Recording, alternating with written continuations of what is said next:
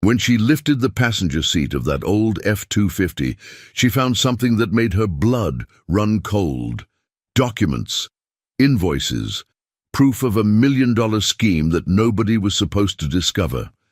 In that moment, Jessica understood why that truck had been sold so cheap and why the seller ran away so fast. She had just bought the evidence of a perfect crime. The problem? The guilty ones didn't know she was a mechanic, didn't know she would rebuild everything. And they definitely didn't imagine she was coming for them.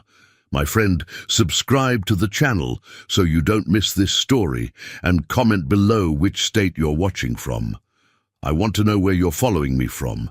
Look, there are days when you wake up knowing you have to make a tough decision, one of those where reason screams, "Don't do it," but necessity pushes you forward anyway.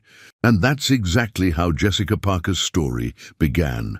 Jessica was 28 years old, dark hair always tied in a ponytail because of the grease that insisted on sticking to everything, and that somewhat serious demeanor of someone carrying the world on their shoulders. She owned a small auto repair shop in the industrial district of Detroit, inherited from her father who passed away too soon, leaving more debts than assets. The faded sign out front still read Parker and Daughter in peeling blue letters, and that name hurt her chest every day because it meant a partnership that death interrupted too early. The shop was small, folks. 2 hydraulic lifts that squeaked when they went up.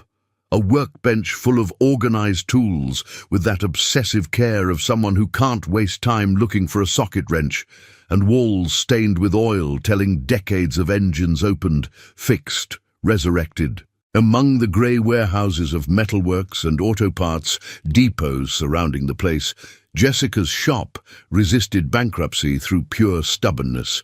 It wasn't talent she lacked, no sir. Jessica knew engines like few people did. She could identify a problem by the rumble, the vibration, the smell of the exhaust. What she really lacked was customers. Because, let's face it, there are still plenty of people who turn up their noses when they see a woman in blue coveralls crawling under a car with a wrench in hand. That Thursday afternoon, Jessica was in the tiny office that looked more like a closet with a desk, trying to juggle overdue bills, when she accidentally stumbled upon a classifieds website. And that's when, my friends, she saw the ad that would change everything. Ford F-250, 1995, 7.3L Power-Stroke diesel, $3,000. Contact Mike. $3,000 for an old F-250. Jessica blinked, read it 3 times, thinking she'd misunderstood. A truck like that, even needing work, was easily worth $8,000 to $10,000. Either the truck was completely destroyed, or something was very wrong with this story. But necessity hit harder than suspicion.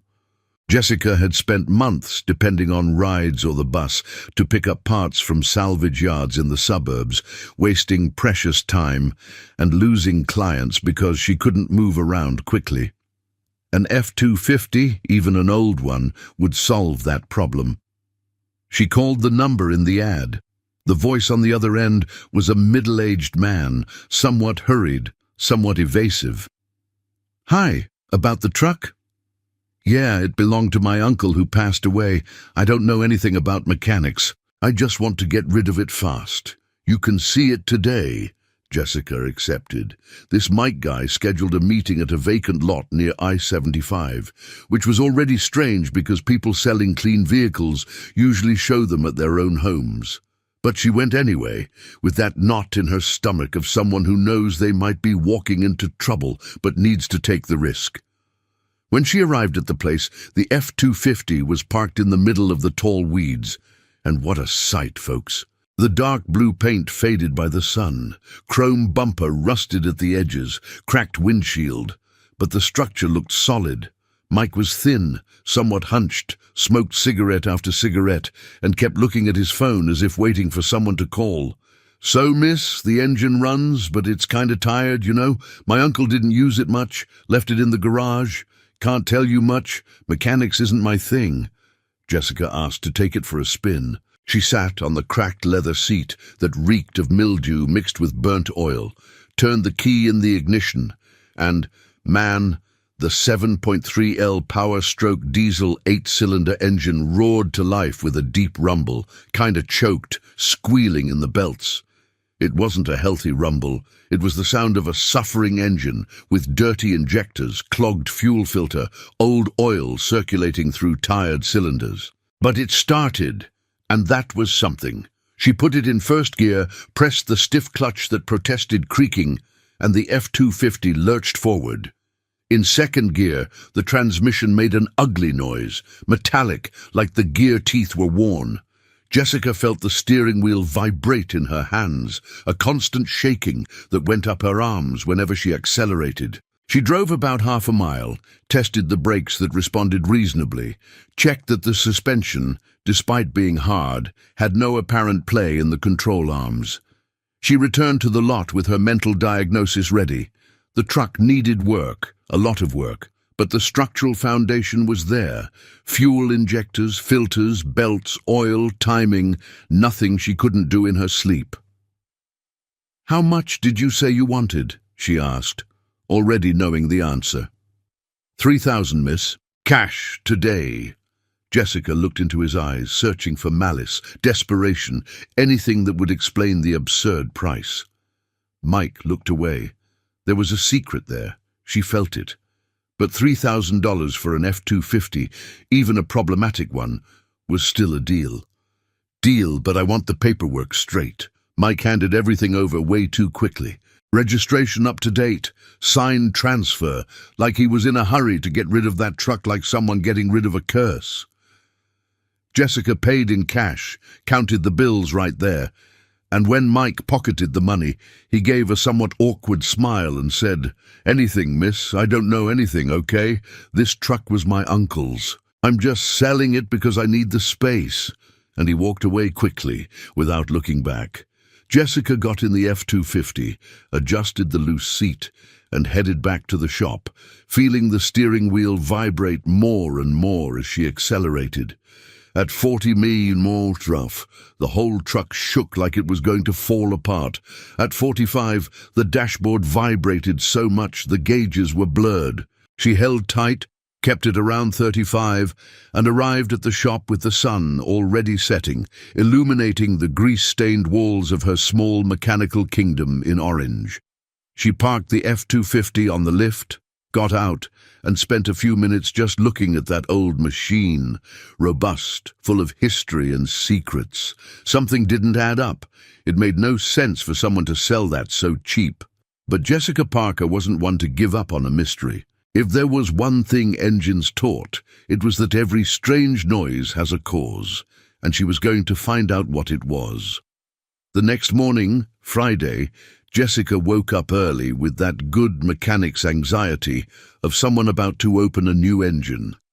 She made strong coffee, grabbed her LED flashlight, combination wrenches, socket set, and went on the attack.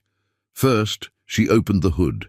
The engine compartment revealed itself illuminated by the cold morning light. Block painted faded grey-blue, electrical harness patched with electrical tape, hoses dried out by time, and that fuel injection system sitting on top of the intake, manifold like a tired king on the throne. Jessica clamped the flashlight between her teeth and dove in. The fuel filter was clogged with black sludge, residue from old diesel mixed with dirt. The alternator belt hung loose. The lower pulley had worn edges. The injector lines showed cracks in the rubber sheathing, allowing fuel leaks that explained the poor performance, nothing that 3 or 4 days of dedicated work wouldn't solve.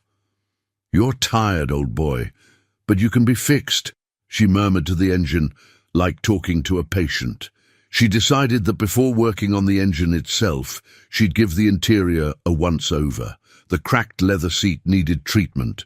The sheet metal floor had rust spots, begging for sanding and paint. And the plywood base of the seats was mouldy, needing to be removed to dry in the sun. That's when, my friends, everything changed. Jessica pulled the lever that released the passenger seat, tilted the backrest forward, and began unscrewing the base with a Phillips screwdriver.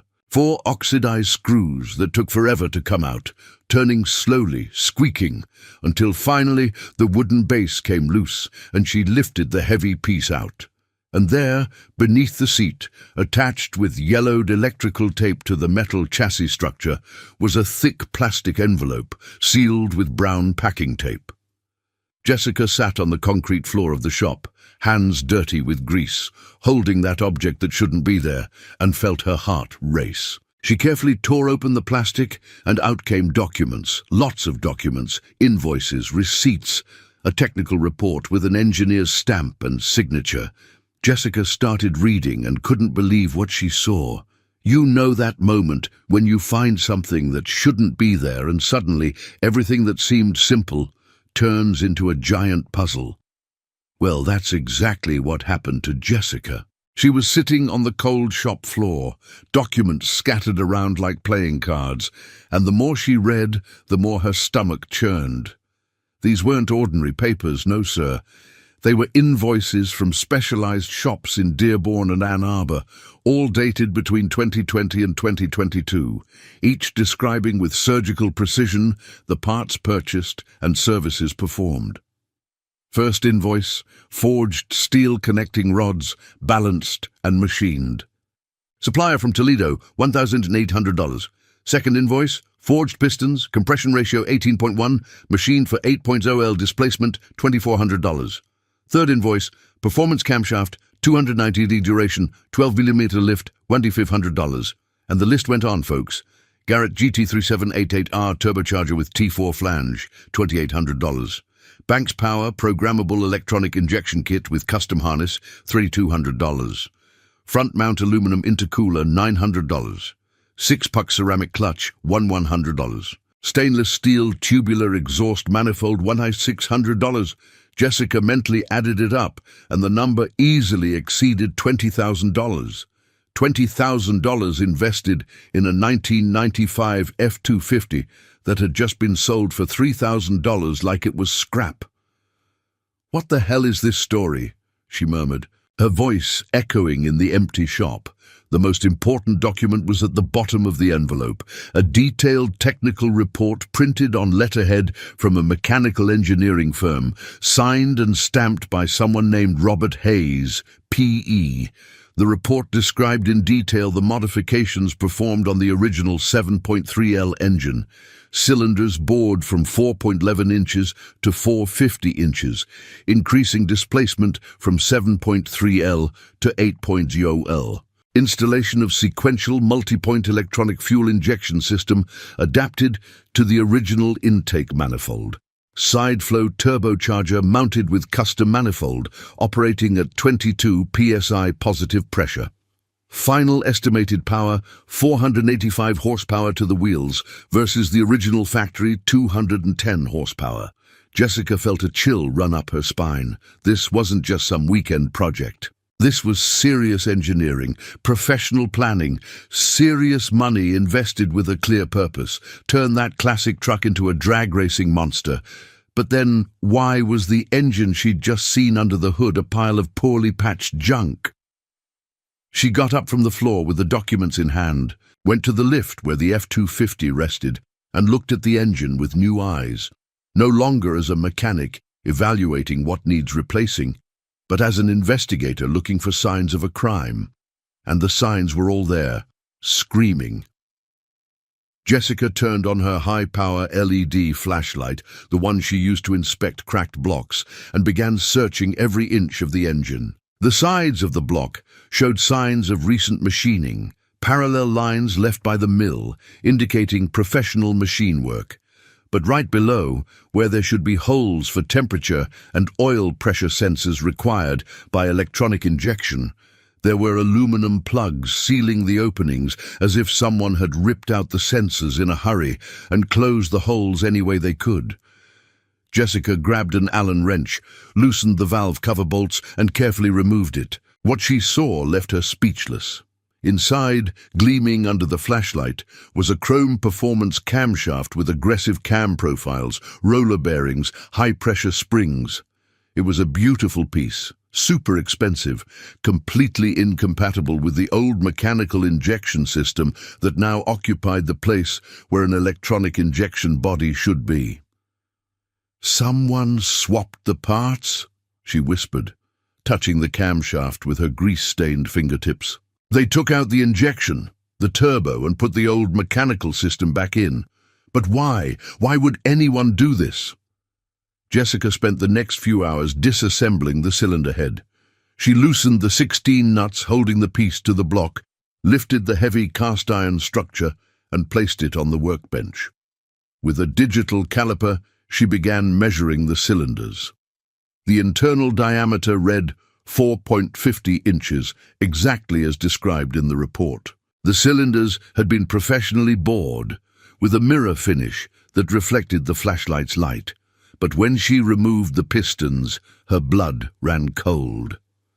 The pistons were the originals from the factory, old, worn, with a diameter of 4.11 inches, a 0.39-inch difference between the piston and cylinder. An absurd criminal clearance that allowed combustion gases to escape through the sides, burning oil, losing compression, slowly killing the engine's efficiency. This wasn't carelessness. This was deliberate technical sabotage. Jessica photographed everything with her phone, every part, every measurement, every piece of evidence. Then she wiped her hands on an old rag and dialed the number from the truck ad. Mike answered on the third ring, his voice irritated. "Hello? Mike, it's Jessica, the woman who bought the truck." Silence on the other end. "Mike, I need to talk to you. I found some documents inside the truck and—" "I don't know anything, miss. I already told you the truck was my uncle's. I just sold it. Your problem now." "Mike, I have over $20,000 in invoices here, an engineering report proving—" He hung up on her. Jessica tried calling again, but the phone just rang busy. Blocked. The man was running from something, that was obvious. She went back to the documents, looking for other contacts, and found at the bottom of the technical report the address of the engineering firm, 1247 Woodward Avenue, Detroit. Landline number. She called. A deep, tired voice answered. "Hayes Engineering, good morning." "Good morning. My name is Jessica Parker. I'm a mechanic from Detroit. I have a technical report signed by you for a 1995 Ford F-250, and I really need to talk about this project." There was a long pause. Jessica heard heavy breathing on the other end. "How did you get that report?" "I found it hidden inside the truck. I bought it from a guy named Mike 2 days ago, and the engine is completely different from what you described in the document." Another pause. "Miss, this matter is complicated. Very complicated." "Then help me uncomplicate it, please. I'm a mechanic. I understand engines. I just want to understand what happened." Jessica heard a deep sigh. "Come here, but come alone. And don't mention this to anyone yet. This afternoon, 3 o'clock. And he hung up. Jessica looked at the clock. It was 10 a.m., 5 hours to wait. She used the time to organize all the invoices in chronological order, scan the report with her phone, and make a complete photographic record of the engine. If there was one thing her father had taught her, it was that good mechanics work with precise documentation. At 2:30 p.m., she drove across town to the address. Robert Hayes' office was in an old commercial building near downtown, 2nd floor, Suite 203. Jessica climbed the worn marble stairs and knocked on the frosted glass door with peeling gold letters. Robert Hayes, Mechanical Engineering and Automotive Consulting. The door opened, and a man around 65 appeared. Grey hair combed to the side, thick framed glasses, white dress shirt with yellowed stains under the arms.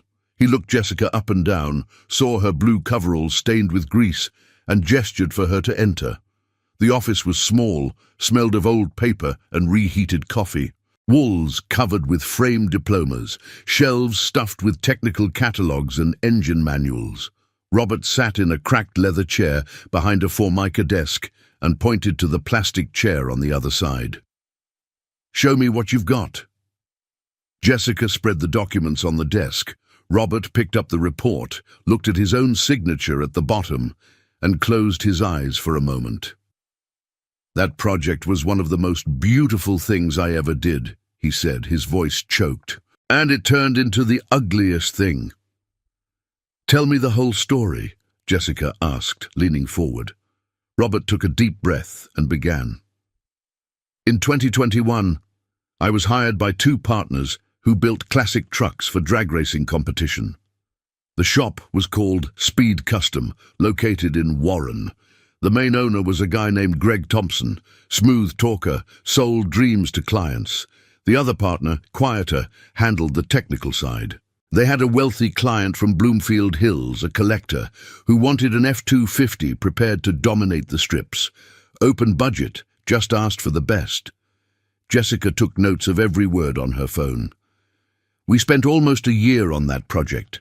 Block machined, displacement increased, mapped injection, side flow turbo to not have to modify the body much. When we finished, that engine was a work of art.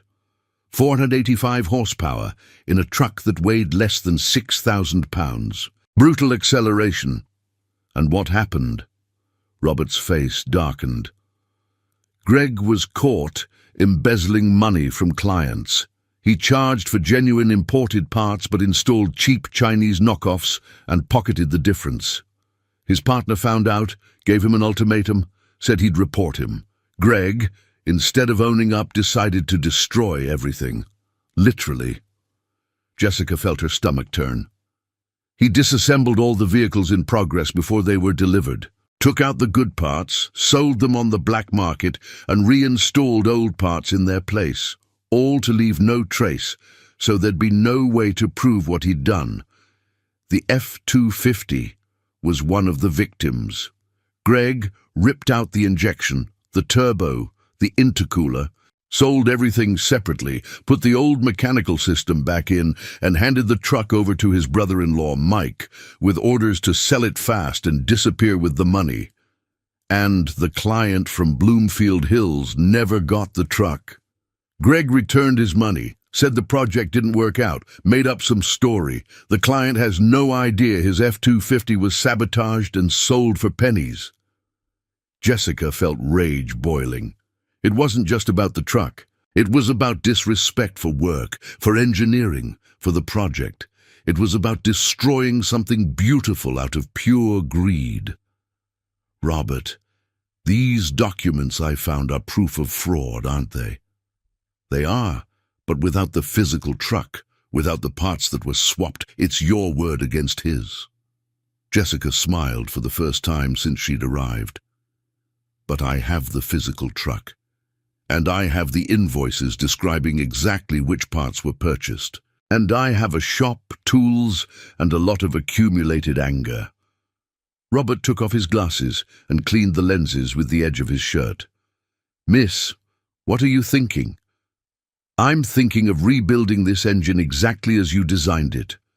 Prove the project was good, that the sabotage was real, and rub it in Greg's face that he didn't manage to kill anyone's dream." Robert was silent for a long moment. Then he opened a desk drawer and pulled out an old folder full of papers. "Here, copies of all the injection maps we made, torque specifications for every bolt, assembly order, everything. If you're going to do this, do it right." Jessica took the folder like someone holding treasure. She left the office with the afternoon sun hitting her face and a certainty in her chest that F-250 was going to roar again. There's something about rebuilding a destroyed dream that affects you in a different way, you know? It's not just fixing an engine. It's restoring the dignity of an entire project. And Jessica knew she had ahead of her a mission that would require much more than technical skill. It would take patience, persistence, and a good dose of that stubbornness her father always said was both a flaw and a quality. On the ride back to Detroit, the folder of documents from Robert pressed against her chest, Jessica did the mental math. $20,000 in new parts was impossible. The shop barely paid its own bills. But if she could find the same parts used in good condition, bought from people dismantling projects or upgrading, then the story changed. She arrived at the shop when the sun was already setting, painting the sky over the industrial district orange and purple. She turned on all the fluorescent ceiling lights, made a thermos of strong coffee, and spread all the invoices on the workbench, organized in chronological order. She grabbed an old hardcover notebook where her father used to write estimates and began making a methodical list of each part she needed. Garrett GT37 8R turbocharger, Banks Power electronic injection kit, forged pistons for 8.0L displacement, forged steel connecting rods, front mount intercooler, tubular exhaust manifold, ceramic clutch. Each item had brand, model, and exact specification. This was pure gold, folks, because in automotive parts searching, detail is everything. A piston with the wrong diameter, 0.5 millimeter off, and there goes the whole project. Jessica turned on the old office computer, the one that took 5 minutes to load the homepage, and began searching. Facebook groups for engine building, forums specialized in classic trucks, buy and sell pages for racing parts, classifieds from junkyards and salvage yards. She wrote down phone numbers for every place that might have what she needed. She spent the whole night on it, coffee getting cold and being reheated, eyes burning from the screen light, but finding leads. A guy in Cleveland was selling a Garrett turbo taken from a wrecked Cummins build. A shop in Columbus had a Banks Power injection kit, working perfectly, left over from a cancelled project. A salvage yard in Toledo was advertising forged pistons in various sizes. When the sun rose on Saturday morning, Jessica had a list of 15 contacts and a travel route that would take her halfway across the Midwest. She started in Cleveland, took a bus at 6 a.m., slept leaning against the cold window and arrived around 9. The turbo seller was a young guy, couldn't be more than 25, who worked out of a warehouse full of cars in pieces. When Jessica said she wanted to see the Garrett, he raised an eyebrow. "For what model, miss?" "F250, 1995, drag racing project." The guy gave a whistle of respect. "That's gonna have soul, huh? Let me grab it." He came back with the turbocharger in his hands. Jessica examined every millimeter of the piece, spun the center rotor with her finger, feeling the smoothness of the bearing, looking for lateral play that would indicate a worn shaft. Nothing. She checked the turbine and compressor blades, looking for cracks, deformations, signs of overheating. Clean. That turbo had been well cared for before the accident. "How much?" $1,500. Jessica made a pained face. "Man, I'm a small-time mechanic from Detroit.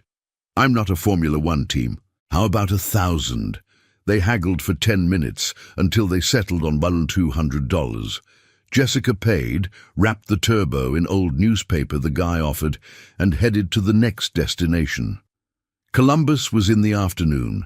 The shop was in a residential neighborhood, a house converted into a garage, and the owner was an older man with white hair who'd raced in drag competitions in the 80s. When Jessica explained the F250 project, his eyes lit up. "F250 is a truck with soul, girl. My dad had one with that 7.3 that purred beautiful. Let me see this injection kit you want." The Banks Power system was immaculate, stored in the original box with all cables, sensors and control module. The wiring harness had been custom built, each wire identified with heat shrink labels. Jessica plugged the module into a battery, tested the outputs with a multimeter, checked continuity, sensor resistance, everything working. 2,000, the man said. Jessica took a deep breath. It was expensive, but it was fair. That kit was worth $3,200 new. I've got $1,500 cash right now. The rest I'll deposit next week, mechanic's word. The man looked at her, saw the determination in her eyes, and nodded. "A woman who tackles a turbocharged F250 has my trust. Take it, deposit when you can." Jessica felt her eyes burn with gratitude. There were still good people in this world. Toledo was the following Monday. The salvage yard was huge. 2 blocks of stacked cars, scattered parts, the smell of burnt oil and rusted metal permeating everything. The owner, a pot-bellied man in a dirty cap, took Jessica to a shelf where disassembled engines sat. "Forged pistons you want? I got from Turbo Cummins. From built Duramax, from 450 inches, compression ratio 18.1, Jessica interrupted, showing the specification from the invoice. The man scratched his belly. "Let me check here." He rummaged for 20 minutes until he found a crushed cardboard box. Inside, 8 forged pistons gleaming like jewels. Jessica checked the measurement with the caliper she always carried in her backpack. 450 inches exact. Checked the compression ratio number engraved on the piston head. 18.1. Perfect. How much? 1,200 for all 8. 900. Deal at 1,000. Done. And so it went, folks. Week after week, Jessica traveled the Midwest, picking up parts piece by piece. In Ann Arbor, she found the forged connecting rods at a specialty shop that had leftover stock. She got the aluminum intercooler from a builder who was upgrading to a bigger model right in Detroit. At a junkyard hidden behind the bus station, she found the stainless steel tubular exhaust manifold hanging on the wall like decoration. It took 3 months. 3 months of saving every penny from the shop, of skipping lunch to save money, of bargaining patiently and politely with each purchase. But by the end of August, all the parts were assembled on the shop workbench, clean, organized, waiting to give life to the project that Greg had tried to kill. Jessica took an entire week without seeing customers, closed the shop, put a sign on the door, "Back in 7 days," and dove headfirst into the reconstruction. She started by completely disassembling the engine. The block went to the machine shop for heavy chemical cleaning, removing all accumulated sludge and ensuring the surfaces were perfect. While she waited, she prepared all the new parts. She washed the pistons with gasoline and a soft bristle brush until they gleamed.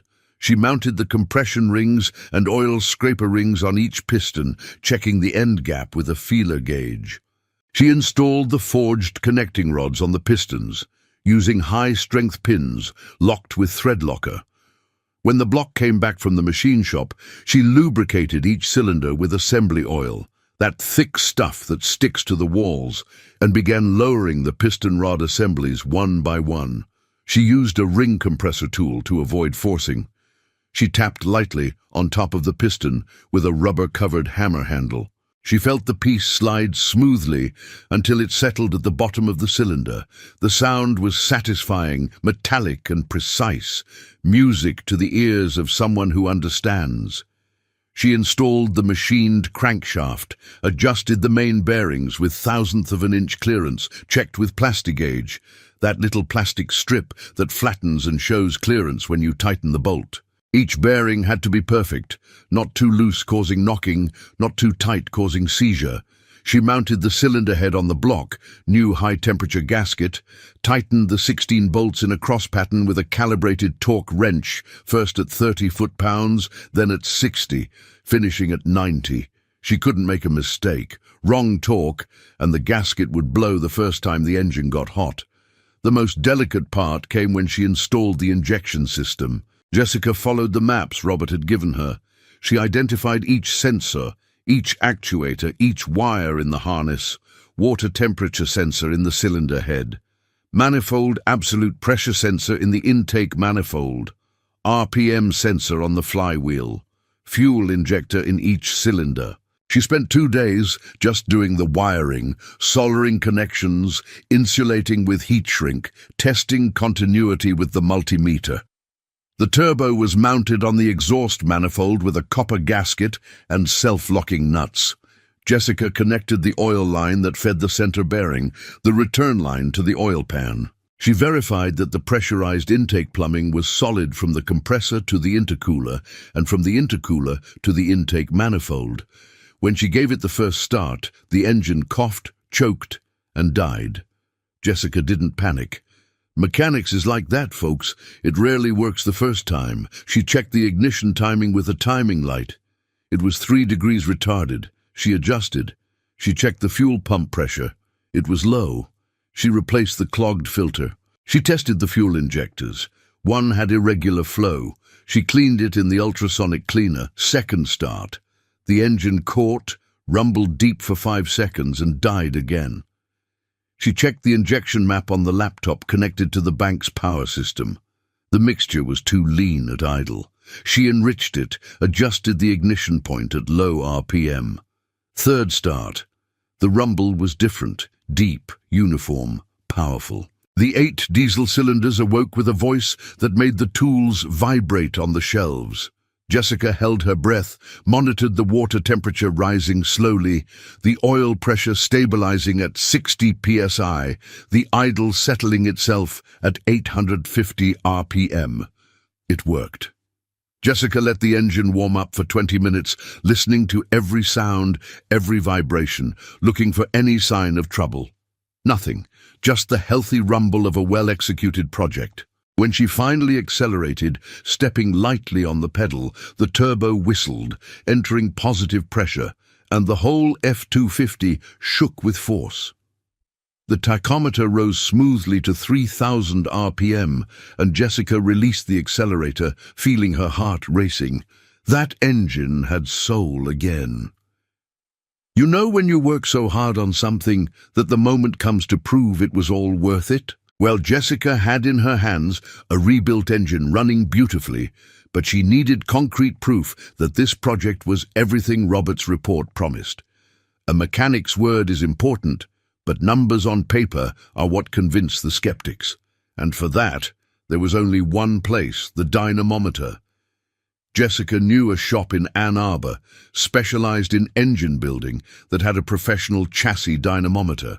It was expensive, $300 an hour of testing, but she scraped together every penny left from the last few weeks and scheduled for a Thursday morning. She drove the F-250 slowly down I-94, keeping it at 2,000 RPM, letting everything settle, feeling the engine respond smoothly to every touch of the accelerator. The turbo whistled discreetly. The injection adjusted the mixture by itself, and that deep rumble of the diesel made Jessica smile every time she heard it. The shop in Ann Arbor was big, professional, with a glass booth where technicians controlled the equipment. The dynamometer was 2 huge steel rollers on the floor, where the truck's rear wheels rested, connected to sensors that measured power, torque, and RPM with surgical precision. The technician in charge was a guy named Marcus, thin, tattooed, who looked at the F-250 with interest. "This is the turbo project? Let me see under the hood." Jessica opened the hood, and Marcus spent about 5 minutes just looking, shaking his head admiringly. "Clean work, huh? Who built it?" "I did." Marcus raised his eyebrows and extended his hand to shake hers. "Respect. Let's see what this old boy can handle." They positioned the F-250 on the rollers, secured the truck with safety straps so it wouldn't fly off, and Marcus went into the control booth. Jessica stayed outside, filming everything with her phone. She knew she'd need visual record of every second. "You can warm up the engine. Let it get to operating temperature," Marcus instructed over the intercom.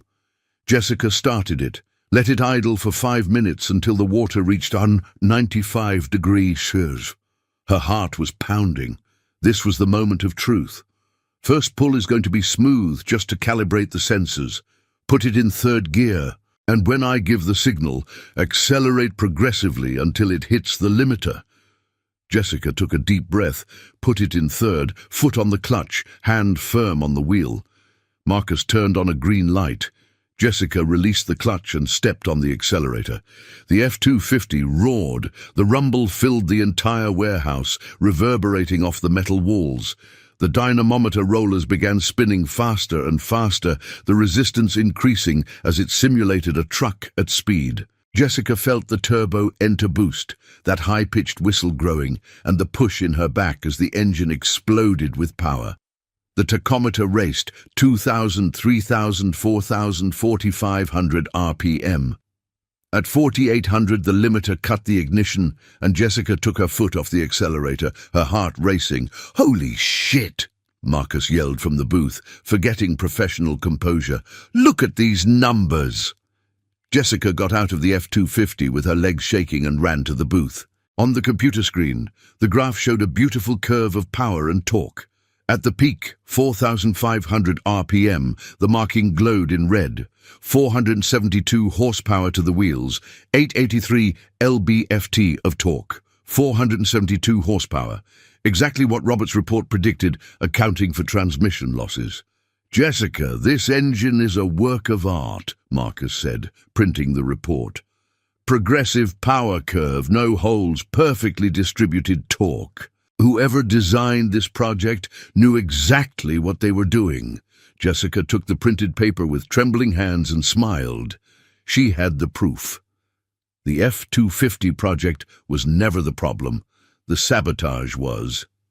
She drove back to Detroit with the dynamometer report, the original invoices, Robert's report, and all the photos of the reconstruction process organized on a flash drive. But there was still one piece of the puzzle missing, confronting Greg.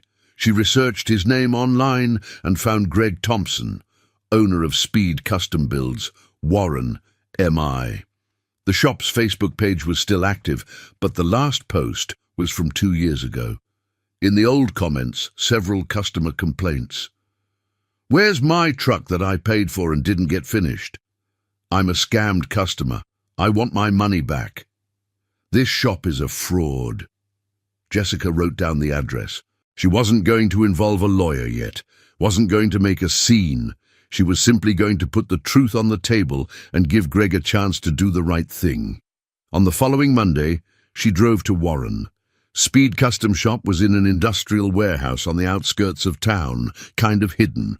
The facade was dirty, the sign faded, and in the parking lot there were only 2 old cars sitting with flat tires. Jessica parked the F-250 in front, turned off the engine that still rumbled softly, and went inside.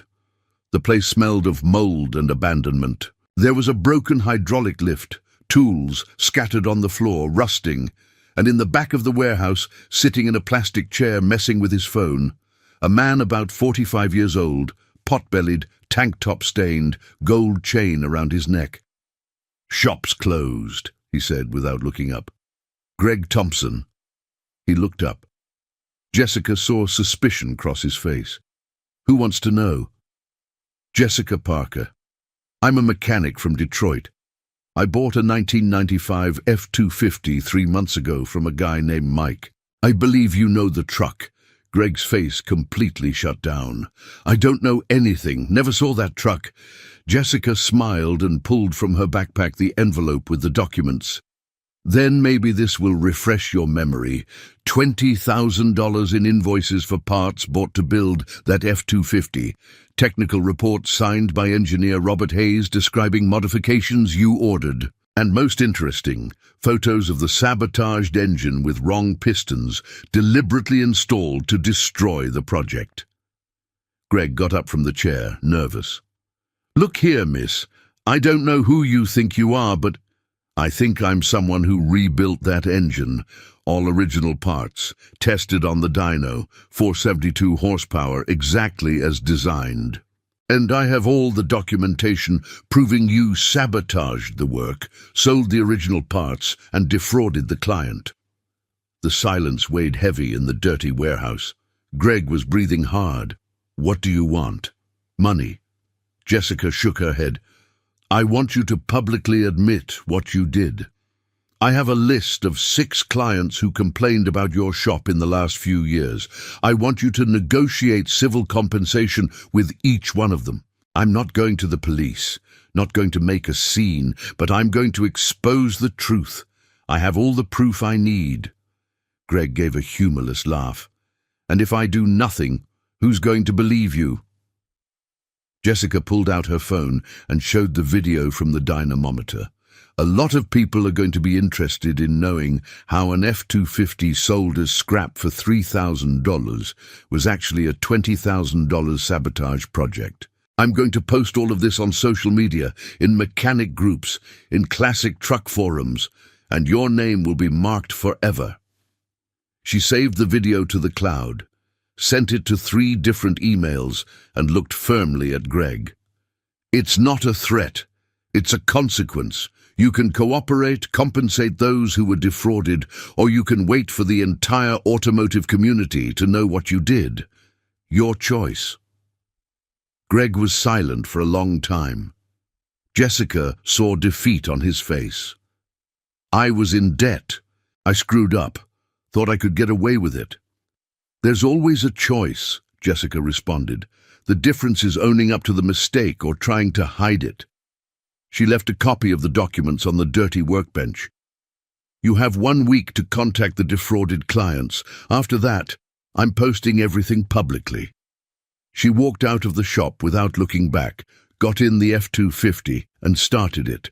The deep rumble of the engine was an answer in itself. The truth had a voice, and it roared loud. There are story endings that you know will work out from the beginning, and there are those that surprise you along the way. The F-250 story was the second kind, because what started as rebuilding an engine became something much bigger than anyone expected. 5 days after the visit to Greg's shop, Jessica's phone rang. It was an unknown number from Warren. She answered with that suspicion of someone who doesn't know if they'll hear a threat or an apology. "Jessica, it's Greg." The voice on the other end sounded tired, defeated. You were right. I screwed up big time. I talked to a lawyer here, and he said the damage I caused is too big to keep hiding. I want to make things right." Jessica sat in the office chair at the shop, listening in silence. "I contacted the 6 clients you mentioned. 3 agreed to negotiate compensation. The other 3 said they don't want any more contact with me, which I completely understand. I'm going to deposit the money in their accounts through the lawyer, and I wanted to ask you something." "What?" "Could you document the F-250 rebuild? Like a technical report showing what you did, the parts you recovered, the final result. I want to show the clients that the original project was good, that the mistake was mine, not Robert's work." Jessica was surprised by the request, but saw sincerity there. "I can do that, but there's one condition." "What?" "You're going to close that shop in Warren and never work with engine building again. Your credibility is gone, Greg. Find another line of work." Long silence on the other end. "Fair. More than fair." Jessica put together the most complete technical report she'd ever done in her life. 32 pages, detailing every stage of the rebuild with high-resolution photos, torque specifications, clearance measurements, dynamometer graph, everything. She sent a copy to Robert, who was moved to see the project resurrected, and sent a copy to Greg, who distributed it to the defrauded clients along with the compensation amounts. But the story didn't stop there, no sir. Jessica posted a 3-minute video on YouTube showing the F-250 roaring on the dyno, explaining the whole rebuild saga without mentioning names, but making it clear the truck had been sabotaged and she'd proven the original project was solid. The video went viral in mechanic groups and classic truck communities. In 1 week, it had 50,000 views. In 2 weeks, 120,000. The comments were dozens of people praising the work, asking for technical details, and especially women asking how she learned mechanics, where to study, if it was hard to enter the field. And it was reading those comments that Jessica had an idea. Parker and Daughter Shop had extra space, a side area her father always said would one day become parts storage, but never was. Jessica cleaned that space, installed a large workbench, brought in chairs, a whiteboard, and made an announcement on social media. Free basic automotive mechanics course for women. Class of 10 students, registration open. In 48 hours, she had 130 registrations. Jessica selected the first 10 who signed up, put together a Saturday class schedule, and started from scratch. How a combustion engine works. The 4 strokes, valves, pistons, connecting rods, crankshaft. She taught how to change oil, air filter, brake pads, timing belt. She brought old engines from junkyards for the girls to disassemble and reassemble, explaining each part, each function, each precaution. The students were all types. There was an engineering student wanting to learn practical skills. There was a housewife tired of paying high prices at shops and being scammed. There was an 18-year-old girl who always wanted to work with trucks but never had the courage to look for a place. And Jessica taught with the patience of someone who knows that well-transmitted technical knowledge transforms lives. In the third month of classes, one of the students, Emily, asked, "Jessica, are you taking on a helper at the shop? I need an internship and I'd really love to work here." Jessica looked at the 22-year-old girl, eyes shining with desire, and remembered herself at that age, learning with her father between the hydraulic lifts. "Yes, but you're going to work hard, okay? It's not easy." "I know, but I really want to." Emily started as a helper, but in 6 months she was already doing jobs on her own, diagnosing problems, serving customers confidently. Jessica realized she needed to expand. She renovated the shop, bought more equipment with money that started coming in easier after the video's repercussion, and hired 2 more girls from the course as apprentices. The faded Parker and Daughter sign got a makeover. Jessica had it repainted, bright blue, big letters, and added underneath in smaller letters, "Training and Education in Automotive Mechanics." The F-250 became the shop's star. Jessica didn't sell, didn't trade, didn't accept any offers. That dark blue truck stayed parked at the shop entrance as a symbol. Every customer who arrived asked about the truck, and Jessica told the story. The sabotaged project, the rebuild, the 472 horsepower proven on the dyno. Proof that honest technical work always beats greed. 1 year after the day she found the documents under the seat, Jessica was at the shop on a Saturday afternoon, teaching the new class of students how to adjust valve clearance, when a car stopped in front. An older gentleman, about 60, well-dressed, got out and looked at the F-250 with watery eyes. "Excuse me, that truck was mine." Jessica put down her tool and went to help. "Are you the client from Bloomfield Hills? The collector who ordered the project?" The man nodded. "My name is Thomas Richardson. Greg returned my money a few months ago. Apologized, said he'd sabotaged the project because of personal problems, but I never thought the truck had been rebuilt." Jessica smiled. "Want to see the engine?" She opened the hood of the F-250, and Thomas stood in silence for long minutes just looking, recognizing the parts he'd approved 2 years ago, seeing the impeccable assembly work. "Miss, how much do you want for the truck? I'll pay whatever it takes." Jessica shook her head. "It's not for sale, Mr. Richardson. This F-250 became part of the story here, became a symbol of what we do. Proving that honest work, quality technique, and respect for the craft always beat the scam." Thomas smiled, wiped his eyes with the back of his hand. "Then at least let me take it for a drive. Just one?" Jessica grabbed the key, handed it to him. "You can take it, but bring it back, okay? The girls here will want to see you arrive." Thomas got in the F-250, adjusted the seat, started it, and that deep rumble filled the shop. He pulled out, driving slowly, respectfully, and Jessica watched through the window as the dark blue truck disappeared around the corner. She went back to the workbench where the students waited. Emily had a valve in her hand, trying to understand the clearance gauge. "Jessica, is this measurement right? 0.08 inches.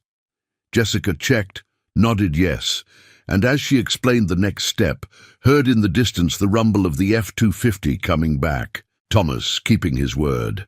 She looked at the new sign on the wall, Parker and Daughter, and felt her chest tighten in that good way. Dad would be proud. Not just because she saved the shop from bankruptcy, not just because she rebuilt an impossible engine, but because she transformed it all into something bigger, a place where other women could learn, grow, prove their capability, and show that engines don't have gender. They have technique. And technique, when done with respect and dedication, always speaks louder than any prejudice. The F-250 stopped in front of the shop. Thomas got out with a huge smile on his face, returned the key, and shook Jessica's hand firmly. "Thank you, miss. Thank you for giving dignity back to my project. I should thank you, Mr. Richardson, for trusting in work that was worth saving." He left, and Jessica went back to class. Later, when the sun set and the students left, she sat alone in the shop, in the cracked leather seat of the F-250, hands dirty with grease, the smell of oil soaked into her clothes, and felt she'd done the right thing. Final reflection. You know, there are moments in life when you realize that what you thought was just about fixing something broken was actually about fixing something much deeper. That F-250 taught me something I don't think I'll ever forget.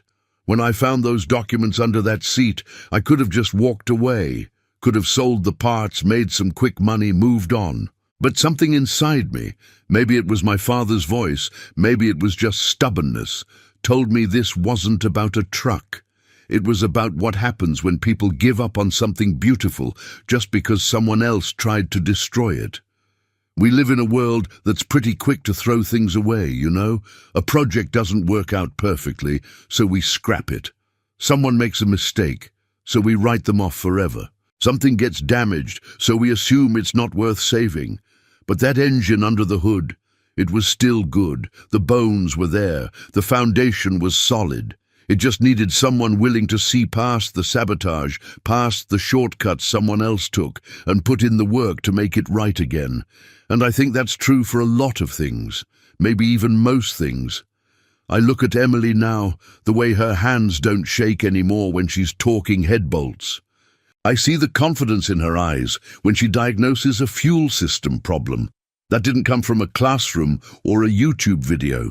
That came from someone believing she could do it, even when she didn't believe it herself yet. My dad used to say that the real measure of a mechanic isn't how fast you can do an oil change.